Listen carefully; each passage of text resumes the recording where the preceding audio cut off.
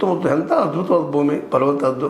ಮತ್ತು ಅಂದ್ರೆ ಬ್ರಿಟಿಷ್ ನಾವು ಡೆವಲಪ್ಮೆಂಟ್ ಮಾಡ್ತೀವಿ, ಅಭಿವೃದ್ಧಿ ಮಾಡ್ತೀವಿ, ಅದು ಅಂತೇಳಿ ಟೌನ್ಶಿಪ್ ಮಾಡೋಕ್ಕೆ ಹೊರಟಿದ್ದು. ಬೇರೆ ಕಡೆ ಮಾಡಿರಿ, ತುಮಕೂರು ಮಾಡಿರಿ, ಮತ್ತೊಂದು ಕಡೆ ಮಾಡಿರಿ. ಅದಕ್ಕೆಲ್ಲ ಇನ್ನೊಂದು ಎಬ್ಸಿದ್ರಿ ಏನಪ್ಪ ಅಂದ್ರೆ ವಿಮಾನ ನಿಲ್ದಾಣದ್ದು. ವಿಮಾನ ನಿಲ್ದಾಣ ಕನಕಪುರ ಬಳಿ ಮಾಡೋದು ಯಾಕಪ್ಪ, ಅಂತಾರಾಷ್ಟ್ರೀಯದು ತುಮಕೂರು ಕಡೆ ಮಾಡಿರಿ ಅಂತ ಅದೊಂದು. ಯಾಕಂದ್ರೆ ಆಳು ಬಿದ್ದಾಗ ಅಂದ್ರೆ ಏನು ಗೂಳಿ ಬೀಳ್ತೈತೆ, ಗೂಳಿ ಬಿದ್ದಾಗ ಆಳಿಗೋದು ಕಲ್ಲಂತ. ಹಂಗೆ ಇವತ್ತು ಡಿ ಕೆ ಶಿವಕುಮಾರ್ ಅವರು ಒಳ್ಳೆಯ ಸಂದರ್ಭ ಸಿಕ್ಕಾರ ಮತ್ತು ಪಾರ್ಟಿಯಲ್ಲೂ ಏಕಾಂಗಿ ಆಗಿದ್ದಾರೆ ಅಂತ ಅನಿಸ್ತದೆ. ಯಾರೂ ಇವ್ರು ಬೆಂಬಲಕ್ಕೆ ನಿಲ್ತಾ ಇಲ್ಲ. ಆಲ್ರೆಡಿ ಸತೀಶ್ ಅವರು ಇದನ್ನು ಆರಂಭದಲ್ಲೇ ವಿರೋಧ ಮಾಡಿದರು, ಬೇಡಪ್ಪ ಇದು ಅನ್ನುವಂಥ ಮಾತಾಡಿದರು. ಹೀಗಾಗಿ ಪಾರ್ಟಿ ಸಿದ್ದರಾಮಯ್ಯನವ್ರಿಗೆ ಬೇಕು ಬೇಡ ಮಾಡಪ್ಪ, ಏನು ಮಾಡ್ತಾರೆ ಮಾಡಿ ಅವ್ರು ಅವಕಾಶ ಕೊಟ್ಟಿವಿ.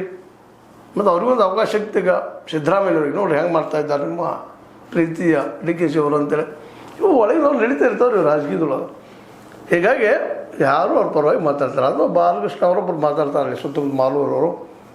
ಆದರೆ ಉಳಿದವ್ರು ಯಾರು ಹಂಗೆ ಓಪನ್ ಆಗಿ ಬರ್ತಾಯಿಲ್ಲ.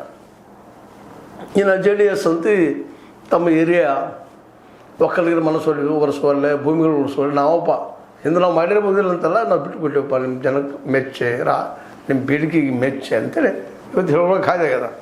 ಇನ್ನು ಈ ಒಂದು ಹೋರಾಟದಿಂದಾಗೆ, ಈ ಪಾದಯಾತ್ರೆ ಮೂಲಕದಿಂದಾಗೆ ವಿಧಾನಸೌಧಕ್ಕೆ ಪಾದಯಾತ್ರೆ ಮಾಡಿದರೆ ಇಷ್ಟೆಲ್ಲ ಮಾಡೋಗ್ತಾರೆ ಅವರು. ಮಾಡಿದರೆ ಇನ್ನಷ್ಟು ಒತ್ತಡ ಕಾಂಗ್ರೆಸ್ ಮೇಲೆ ಬೀಳೋದಾಗ್ತದೆ. ಕಾಂಗ್ರೆಸ್ 2022 ಒಂದು ಸರಳವಾಗಿ ಗೆಲ್ಲುವಂಥ ಸಾಧ್ಯತೆ ಇದೆಯಲ್ಲ, ತೊಂದರೆ ಮಾಡಿಕೊಂಡ್ರು ಅಂತೇಳಿ. ಯಾಕಂದ್ರೆ ಈಗಾಗಲೇ ಕಾಂಗ್ರೆಸ್ ಬದಲಂತೆ ಒಳ್ಳೆಯ ಅಭಿಪ್ರಾಯ ಜನರಲ್ಲಿ ಇಲ್ಲಂತಲ್ಲ. ಯಾಕಂದ್ರೆ ಗ್ಯಾರಂಟಿಗಳಿಂದಾಗಿ